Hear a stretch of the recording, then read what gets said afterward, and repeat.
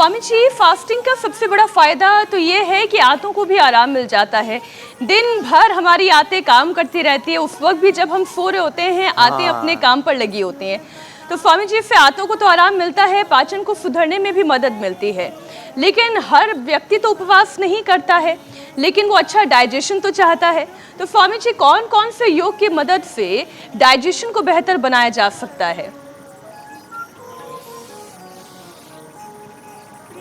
हाँ, ये आपने एकदम ठीक कहा। सब चीज़ों को आदमी आराम दे देता है। और मैं देखता हूँ सैटरडे संडे 2 दिन छुट्टी कर, कई बार तो जैसे सैटरडे संडे और अब जन्माष्टमी आ गई तो 3-3 दिन की छुट्टी, तो लोग छुट्टी के दिन छक करके खाते हैं। इतने भोजन भट्टरे रामा रामा जीव के चटोरे, तो ये बात गड़बड़ है। देखो तो पेट को भी आराम दो, थोड़ा इसको भी रिलैक्स करो। और स्वामी जी, जो आपने अभी बोला ना भोजन भट्ट, राजस्थान में तो कहावत चलती है, भोजन भट्ट कड़ी में चट।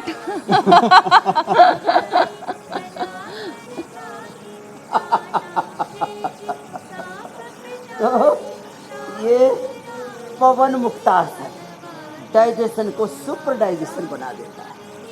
और देखो, हमको भी आज पूरा दिन भर उपवास रखना है और हम तो सुबह से योग ही कर रहे हैं। 4:30 बजे हमने दौड़ लगाई, 3:30 बजे उठ गए थे, क्योंकि कल सोने में 11 बज गए थे, नहीं तो हम 3 ही बजे उठ जाते हैं। और फिर सुबह उपासना करके, गौ माता की पूजा करके, ये तो अभी हमने डबल पूजा की है।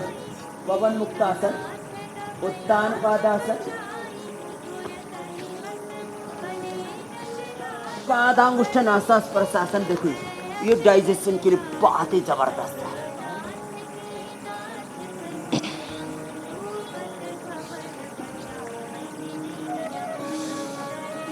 ऐसे ये सर्वांगासन,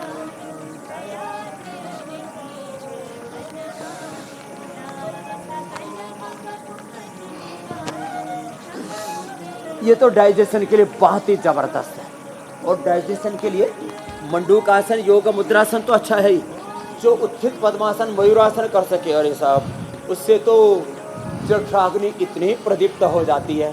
फिर वो भगवान श्री कृष्ण जी की तरह माखन मिश्री खूब खाए, कोई दिक्कत नहीं होगी। हाँ,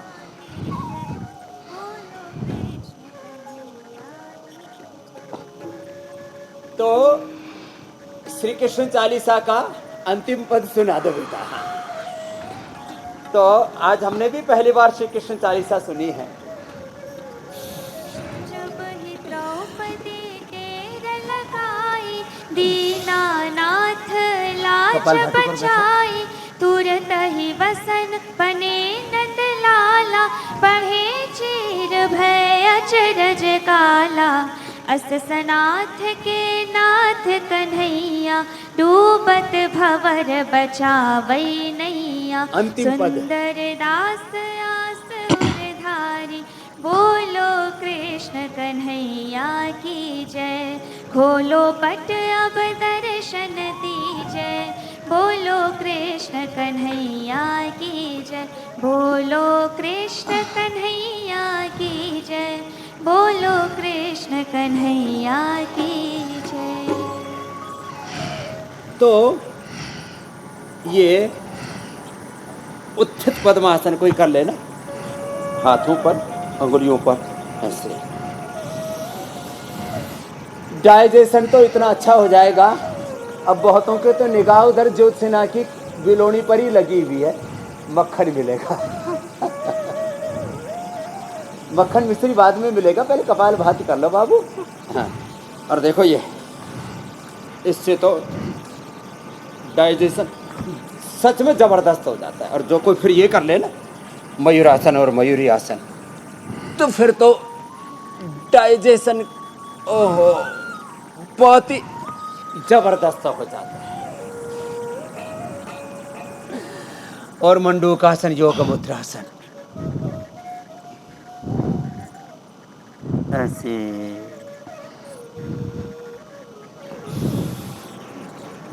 कितना पावन चरित्र है भगवान राम का, भगवान कृष्ण का, हनुमान का, भगवान शिव का, सीता, लक्ष्मी, दुर्गा, सरस्वती, पार्वती, भवानी, भगवती का।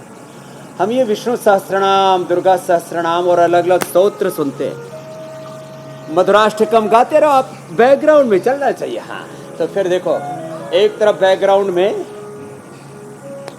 बहुत स्लोली स्लोली मधुराष्टकम भी चल रहा है, और हमारा जीवन भी माधुर्य से, सौंदर्य से, ऐश्वर्य से, दिव्यता से, देवत्व ऋषित्व से परिपूर्ण हो। इसके लिए एक तो योगाभ्यास चल रहा है, और आज नई गौशाला का उद्घाटन किया है। यहाँ पतंजलि बहन ने चारों ओर हजारों लोगों के लिए यहाँ आवास की व्यवस्था है। तो फिर गौ माता का दर्शन भी करें, गौ माता का स्पर्श करें। गौ माता के स्पर्श मात्र से हमें आरोग्य मिलता है। हाँ, मैं ये कह रही हूँ कि अब पता नहीं हमें कब ये मौका मिलेगा कि हम भी ऐसे वातावरण में जाकर रहेंगे। कई बार तो मैं मजाक में अपने कुलीग से कहती हूँ, ज्योत्सना से, अमित से, हुसैन से, कि एक काम करते हैं कि हम एक छोटा सा बगीचा सा बना लेते हैं, वहीं गाय भी पाल लेते हैं, कम से कम शुद्ध दूध, घी, मक्खन ये तो मिलेगा। आप मक्खन की बात कर रहे थे स्वामी जी, ये जो सफ़ेद मक्खन है इसके अपने गुण होते हैं, लेकिन लोगों को तो आदत है पीला मक्खन खाने की। तो स्वामी जी आप समझाएंगे, ये जो माखन है जो श्री कृष्ण को भी बड़ा प्रिय है, तो ये सफ़ेद मक्खन और पीले मक्खन में दोनों में अंतर क्या है, और ज़्यादा गुणकारी कौन सा है? देखो, गाय का मक्खन सहज रूप से पीला होता है, और कभी कभी जैसे घास की, चारे की व्यवस्था होती है उसके अनुसार, जैसे अब ये बिलोरे गाय का दूध है ये, और ये पतंजलि की देसी गाय है, पुंगलूर गाय का, साहिवाल, राठी, कांकरेज, ये थारपारकर जो देसी नस्ल की गाय, उसी का मक्खन।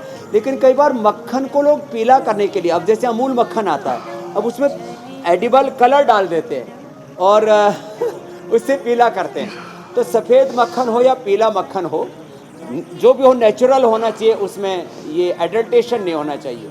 हमने भी पतंजलि से भी मक्खन निकाला है नेचुरल एकदम, उसमें कोई कलर ऐड नहीं किया, और थोड़ा सेंधा नमक डाल दिया, तो उससे सेल्फ लाइफ भी अच्छी हो जाती है।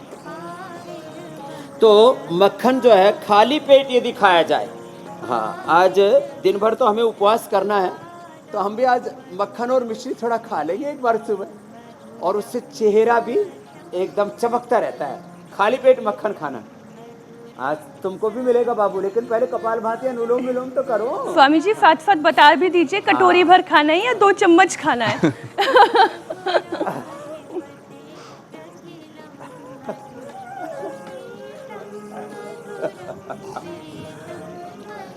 अब ये ज्यादा ही सज सवर के आ गया, तो इसने गायरी देखा ही कौन सा जीव आ गया। बैठो यार, कपालभाति करो। इसने ज्यादा मक्खन खा लिया, इसका निकालना है मक्खन, करो।